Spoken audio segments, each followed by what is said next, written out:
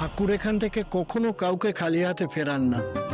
মনে ভক্তি আর বিশ্বাস নিয়ে যদি কেউ কিছু চায়, ঠাকুর ঠিক তার ইচ্ছা পূরণ করবে। আমি না আর নিতে পারছি না কিঙ্কর। তোমার নাকের নিচ দিয়ে এসে এখানে স্বামী স্ত্রী হিসেবে বসেছিল। এই ড্রামাগুলো আমি আর নিতে পারছি না। তুমি খালি ভাবছো ওদের স্বামী স্ত্রীর সাজাটা নিয়ে, এটাতেই তো তোমার মাথা ব্যথা বেশি। কিন্তু আমি বলছি এটার থেকেও আর অনেক কিছু হতে পারত। মানে প্রচুর শত্রু দাঁত নখ বার করে সারাক্ষণ বসে থাকে কিভাবে এ স্যারের ক্ষতি করবে। ভাবো আরো কত বড় বিপদ আসতে পারত। কিঙ্কর, বিপদ হয়নি বলে এইটাকে কি করে তুমি লাইফে নিচ্ছ আমি বুঝতে পারছি না। হালকা ভাবে নিয়ে নি বলেই আর্যকে বুঝিয়ে বলেছিলাম, কিন্তু সবকিছু এখানে আবার হিসেবে বাইরে চলে যাচ্ছে। আমার যে ভবিষ্যৎ কি আমি এখনো জানি। শুধু আমি এইটুকু জানি, আমি সবটুকু দিয়ে মানুষটাকে ভালোবাসি। এইভাবেই শুধু পাশে থাকতে চাই সারাটা জীবন।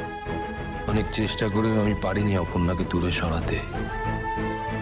কোনো এক অদৃশ্য সুতোয় যেন জুড়ে আছি আমরা দুজন। ও কষ্ট পেলে এখন আমার খুব কষ্ট হয়, কিন্তু ওকে সারা জীবন সাথে নিয়ে চলার কথা ভাবলে একটা ভয়ও কাজ করে। কোনো না কোনো ভাবে আমার অতীত সামনে চলে এসে দাঁড়ায়। অপর্ণার সামনে ওর পুরো জীবনটা পড়ে আছে। যদি তুমি সত্যি ইচ্ছে পূরণ করতে চাও ঠাকুর, এই মেয়েটার কথা শোনো। ও যেটা প্রার্থনা করছে ওর কথা শোনো ঠাকুর।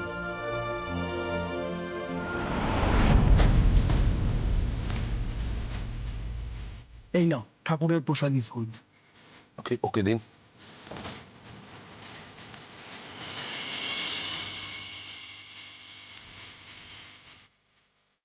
এই ফুল তোমাদের সঙ্গে রেখো। আর তোমাদের এখানে আসা কাকতালীয় বলে আমার মনে হয় না। সবকিছুরই একটা কার্যকারণ আছে। ঠাকুরের আশীর্বাদ নিয়ে যাচ্ছ, দেখো কেউ কোনোদিনও তোমাদের আলাদা করতে পারবে না।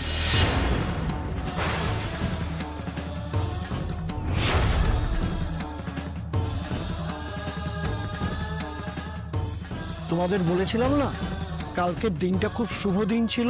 তোমরা ভাগ্যবান যে কালকের দিনেই তোমরা ঠাকুরের কাছে একসঙ্গে আরতি করেছো।